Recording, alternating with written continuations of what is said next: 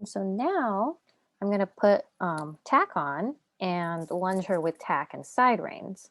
So earlier I lunged her kind of loose, but now I'm going to put some side reins on and lunge her a little bit more thoughtfully, even more than I was before. So there are several ways you can hook stuff up. Um, so I like you can hook it under between the two of their legs. You can hook the lunge line right there. You can also, there's a hook there. So there's three different locations you can hook your lunge line to that can give you different ways in terms of leverage that you can affect your horse. And when you hook your side reins, you can also put them in different locations. Usually people will put a surcingle on their horse. I am one, lazy, and two, can get away have enough buckles here to hook stuff on that I'll just kind of MacGyver my way through. But usually with a surcingle, it's super easy because there's little hooks everywhere. Um, so yeah, so on we go. So she's a good girl. Yep. And then I decided this is how I would like to lunge her, is having my lunge line hook through at the top ring of the saddle. And one of the reasons that I like to do that is because she wants to kind of be a little lower in her neck. And I want to get her neck as tall as possible. And the higher I can have it, maybe the higher I can encourage her neck to be. So right now I'm going to start with the side reins as long as they can go. Um, and we're going to see pretty quick that they're actually way too long for her, at least starting out. Here I'm telling her to move on. Yep, good girl.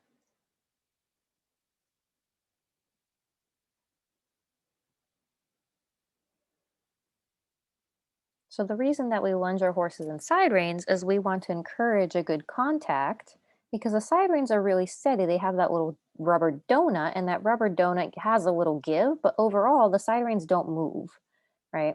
So we when we put side reins on our horses, we want to help them have a steadier contact and give to the bit. Yep. So a horse that's a little tough in the bridle is one that maybe you could start warming it up with side reins on. Ravella is very, very soft to the bridle, but I can encourage her to stretch some in the side reins. So you can see that these are quite a bit too long, because even when she stretches, she has a really hard time filling them up. Oh, I actually halted her, and I am fixing them. So I'm just gonna, that's good to go forward. Okay. So yeah, so I shortened them up. There we go. And even here you can see, what didn't I like now? I fixed something else. I didn't like it. Okay, here we go. So as you can see, when she trots around, the outside side rein is the one that dictates how long or short her neck is going to be away from her body, because that's the one she's filling up, which I'm very happy with.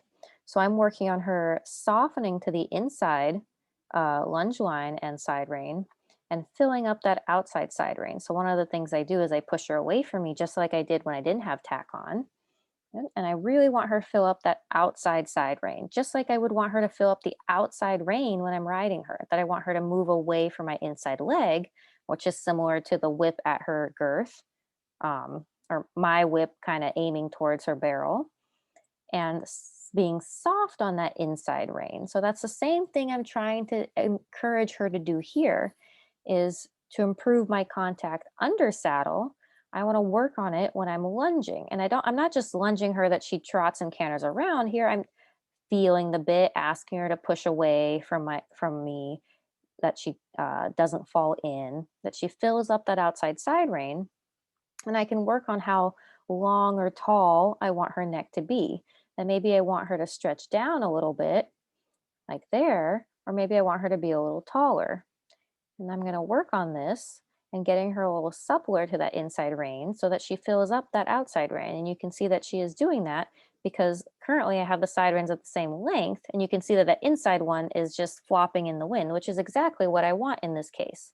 I want her to fill up the outside rein and be soft and supple on the inside rein, which is what I'm encouraging with my lunge line.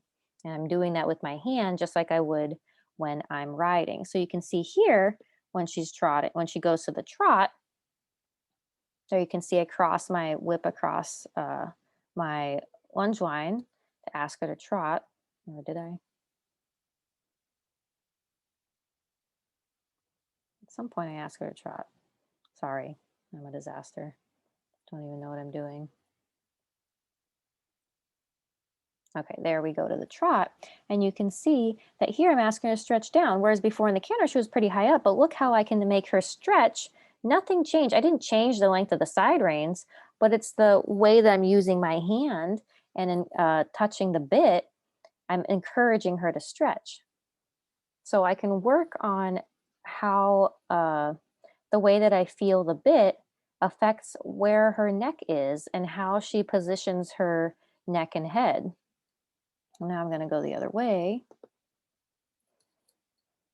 And the same thing. And this way is a little tougher because this is the way she really wants to fall in.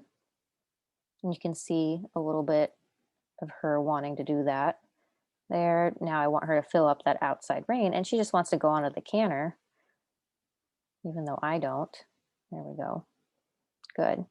So here you can see I have her neck a little bit lower. There I'm encouraging her to push out. You can see I swung that whip at her. I don't want her to canter. I want her to push away from me, away from my inside aids, and fill up those outside aids, just like I would when I'm riding. That's the very basics of dressage. You always hear your instructor say inside leg to outside rein. Well, here I am practicing this when I'm lunging, encouraging her to understand this now before I'm even on her, so that when I do get on, it's really, really clear to her what to do and how to do it. When we go to the walk, same thing. I still want her to stretch. Here, I'm going to probably shorten up my side reins. Yep, that is what I did. Or maybe not. I can't quite remember. It was only 4 hours ago.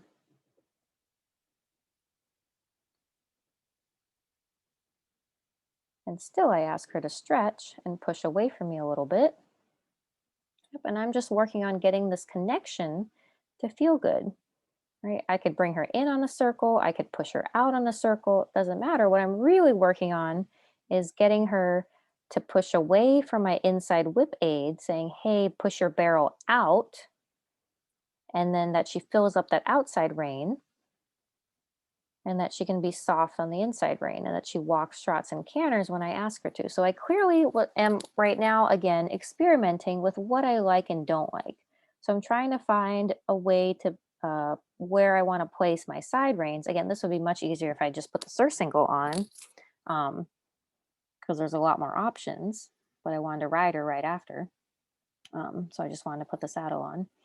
But so I'm experimenting with, I clearly still am not happy with kind of what's going on. You know, she did the long and low already. Now I kind of want to see if I can get her in a higher frame that we can work a little taller. So there you can see already she's a little taller. I raised where the side reins were on the saddle. And you can see she's quite a bit taller in her neck. Yep. And now I'm going to probably ask her to go onto the trot there. I'm trying to feel her. You can see I'm pushing her away from me. You can see that she's crossing her legs a little bit. She's coming a little closer to the camera. That's what I want. I want her to push her barrel away from me and soften that inside rein. The inside rein in this case being my lunge line. And you can see that the inside side rein is quite a bit floppy, while the outside side rein is she's filling up, which is exactly what I want. I want her to fill up that outside rein. And you can see that she's quite a bit taller in her frame. So I'm a little bit happier. I'm saying, okay, so that positioning worked.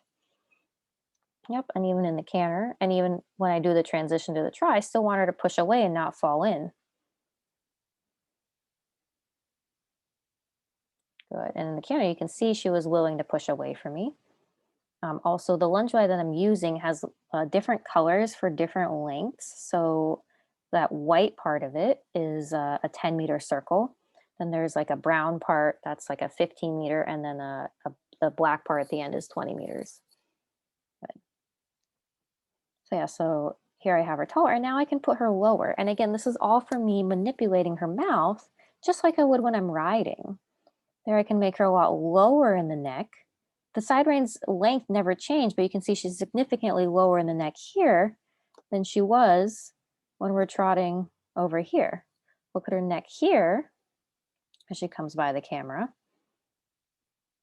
and even cantering, right, quite a bit taller. And then over here, even in the canter, I can make her, there I got mad at her for something. Go on and trot. There we go.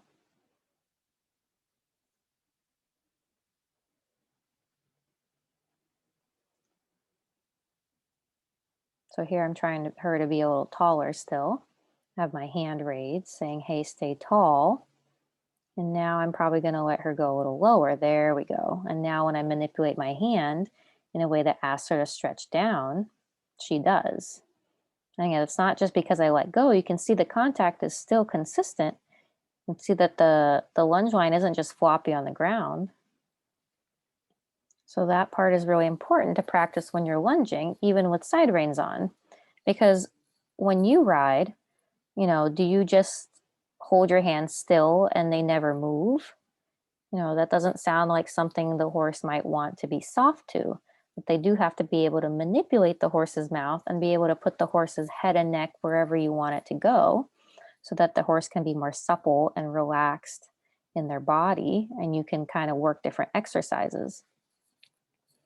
So the side reins are really good at giving the horse a consistent place to be, like the outside rein, which is what your outside rein should be doing.